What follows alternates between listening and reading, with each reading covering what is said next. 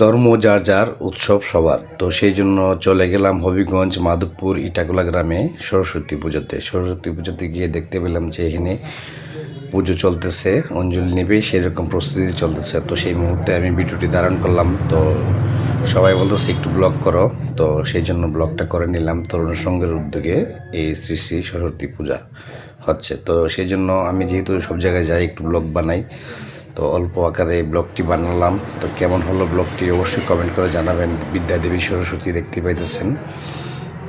তো সবাইকে বিদ্যা দান করুক সরস্বতী মা, সেই কৃপা লাভ করুক সকলে।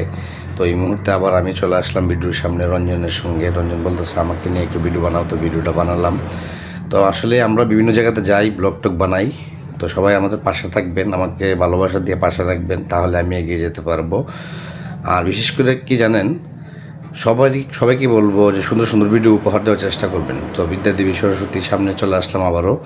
তো বিদ্যাদেবী সরস্বতী সবার মঙ্গল কামনা করি বিদ্যাদেবী সরস্বতীর কাছে। তো সবাই ভালো থাকবেন, সুস্থ থাকবেন, হয়তো আবারও দেখা হতে পারে আমাদের অন্য কোথাও অন্য কোনো ভিডিওতে। তো সবাই ভালো থাকবেন, আজকের মতো বাই বাই।